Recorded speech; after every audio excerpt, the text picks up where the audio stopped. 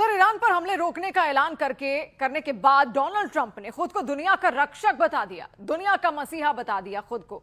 उन्होंने social media पर एक पोस्ट डाली और दावा किया कि 2 हफ्ते की लड़ाई में ईरान को भारी नुकसान पहुंचा, उसके दर्जनों सैन्य ठिकानों को बर्बाद कर दिया गया, जबकि ईरान ने इससे साफ इंकार किया। उसका दावा है कि अमेरिका को मुंह की खानी पड़ी और युद्ध के मैदान में उससे तगड़ा नुकसान उठाना पड़ा। यानी अमेरिका और ईरान ने एक दूसरे पर हमले भले ही बंद कर दिए हों, लेकिन जुबानी जंग जारी रखी। इसी बीच डोनाल्ड ट्रंप ने सोशल मीडिया पर कुछ तस्वीरें शेयर की। एआई यानी आर्टिफिशियल इंटेलिजेंस से बनी उन तस्वीरों में ट्रंप अलग अलग अंदाज में नजर आए। एक तस्वीर में देखा कि अमेरिका के लड़ाकू विमान ईरान के ठिकानों पर हमले कर रहे हैं, मिसाइल गिरा रहे हैं। इसी तस्वीर में ट्रंप की फोटो भी दिखी। तस्वीर के ऊपर बड़े बड़े अक्षरों में लिखा था the guardian of the world, मतलब ट्रंप ने खुद को दुनिया का रखवाला बता दिया। एक तस्वीर में ट्रंप को युद्धपोत चलाते दिखाया गया, मानो वो खुद युद्ध के मैदान में उतर गए हों और दुश्मन पर हमले कर रहे हों। अमेरिकी राष्ट्रपति ने इसी तरह की कई तस्वीरें सोशल मीडिया पर पोस्ट की। ये दिखाने की कोशिश की कि अमेरिकी फौज ने इस लड़ाई में ईरान को चारों खाने चित्त कर दिया, उसे धूल चटा दी, और ये सब ट्रंप की नीतियों और उनकी रणनीतियों की वजह से ही हो पाया। लेकिन ईरान की अमेरिका और ट्रंप के इन दावों को फर्जी बता दिया कि वो हवाई बातें कर रहे हैं। ईरान का दावा है कि उसकी फौज ने दुश्मन के हर हमले का जवाब उसे उसी की भाषा में दिया, मुंहतोड़ जवाब दिया। ईरान की तस्नीम न्यूज एजेंसी की रिपोर्ट है कि बीते 2 हफ्तों में जो लड़ाई हुई उसमें अमेरिका को कई मोर्चों पर नुकसान उठाना पड़ा। उसके 1 दर्जन से ज्यादा एयर डिफेंस सिस्टम ईरान के हमलों में तबाह हो गए, रेडार सिस्टम तबाह हो गए, लड़ाकू विमान तबाह हो गए, एयरबेस तबाह हो गए। ये रिपोर्ट कहती है कि इससे अमेरिका को करीब 2000 करोड़ डॉलर का नुकसान हुआ, यानी भारतीय रुपयों में अमेरिका के करीब 2 लाख करोड़ रुपए जंग की आग में राख हो गए। हालांकि आंकड़े ईरान की तरफ से ही दिए गए, अमेरिका की ओर से इनकी पुष्टि नहीं की गई। और इस सब के बीच यमन के हूथी लड़ाकू ने सऊदी अरब में इस्तेमाल किए जा रहे बारकताश ड्रोन को मार गिराने का दावा किया। उनके मुताबिक ड्रोन यमन के अल जौफ प्रांत में उड़ रहा था, निगरानी कर रहा था, लेकिन उसे तबाह कर दिया गया।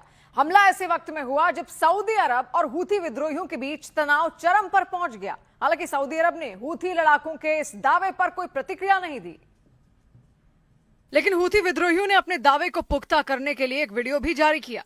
इसमें तुर्की का बारकताश ड्रोन जमीन पर गिरा दिखा, आग की भीषण लपटों में घिरा दिखा। उसके पास हूथी के कई लड़ाके नजर आए, सब ड्रोन के तबाह होने का जश्न मनाते दिखे, सऊदी अरब के खिलाफ जंग और तेज करने की हुंकार भरते दिखे। उनके मुताबिक तुर्की में बना बारकताश ड्रोन जो सऊदी अरब इस्तेमाल कर रहा था वो यमन के अल जौफ प्रांत में उड़ रहा था, हूथी लड़ाकों के ठिकानों की निगरानी में जुटा था।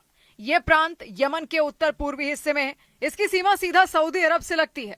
उसी इलाके में हूथी लड़ाकों ने ड्रोन को मार गिराया। हूथी लड़ाकों ने जिस ड्रोन को तबाह करने का दावा किया वो तुर्की ने सऊदी अरब को दिया था।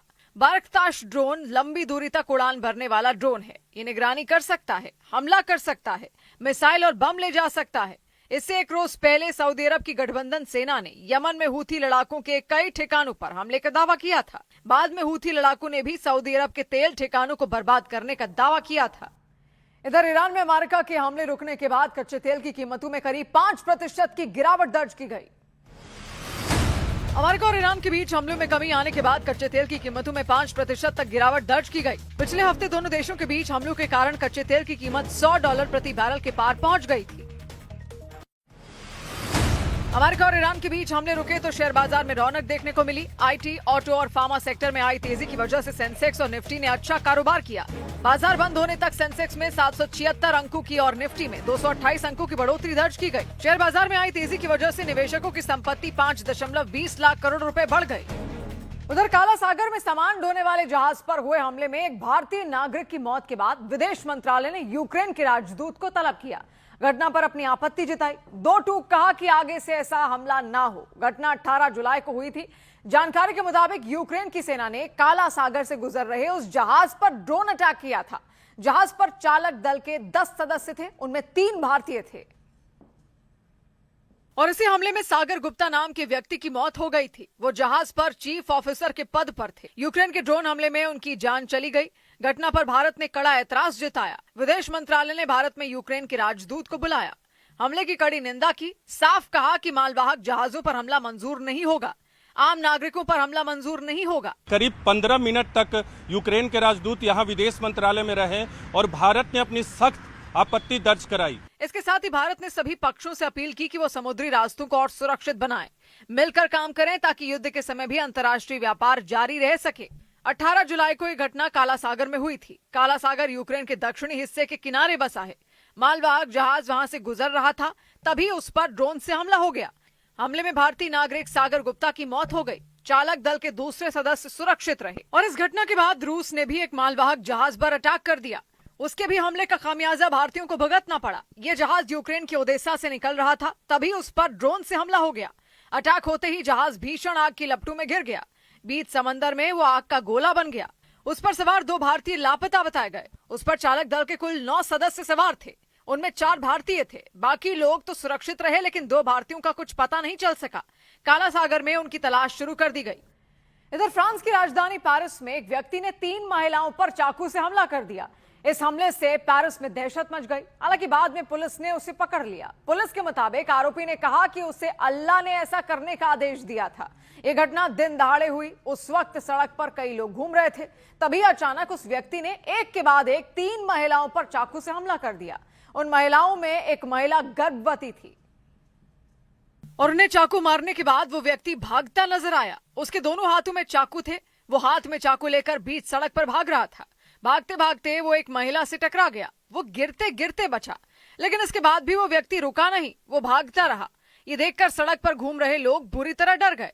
हालांकि कुछ दूर जाने के बाद एक पुलिसकर्मी ने उस व्यक्ति को दबोच लिया, उसे जमीन पर पटक दिया, उसे पूछताछ करनी शुरू कर दी। पुलिस के मुताबिक उस व्यक्ति ने बताया कि अल्लाह के आदेश पर उसने ऐसा किया।